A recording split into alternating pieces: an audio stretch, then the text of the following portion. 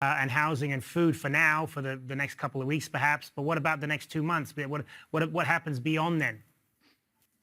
Yeah, I mean, let's be honest, no government in the region 3 weeks ago would have anticipated this huge scale of human movement across borders.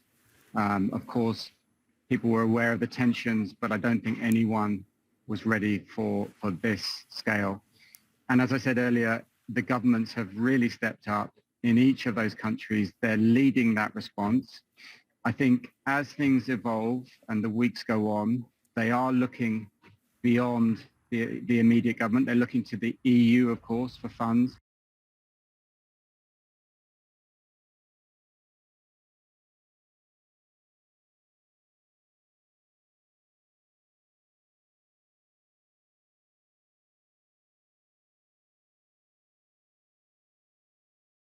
I want you to listen here to Vladimir Putin, because every day we try to figure out, is he thinking differently today than he was yesterday? This is an address to the Russian people where he does acknowledge things are not perfect.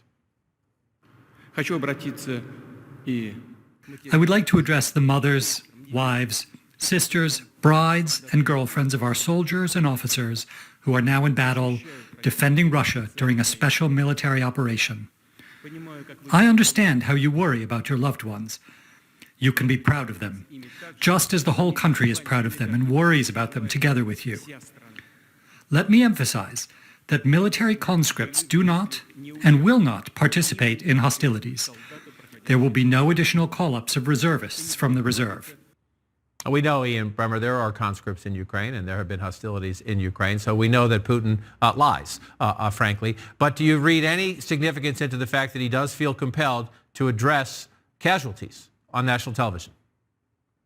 Of course. And the fact is, they're not just casualties, but they're casualties in the service of killing brother and sister Slavs in Ukraine. This is not like the war in Grozny and Chechnya. It's not like the war in Afghanistan.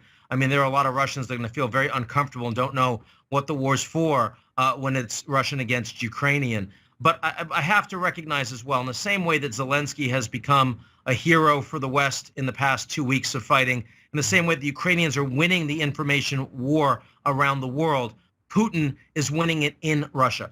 And a majority of Russians believe, falsely, that the Ukrainians have committed acts of genocide against Russians in occupied Donbass. They believe falsely that the Russians are forced into this war because of aggressive actions by the Ukrainians and NATO. And if the Russians take casualties, as they take casualties, as the Russian economy gets crippled, they blame NATO for that. And they're with Putin. And that's a very serious problem for the West to overcome, the fact that Putin has so much control of the information space inside of Russia.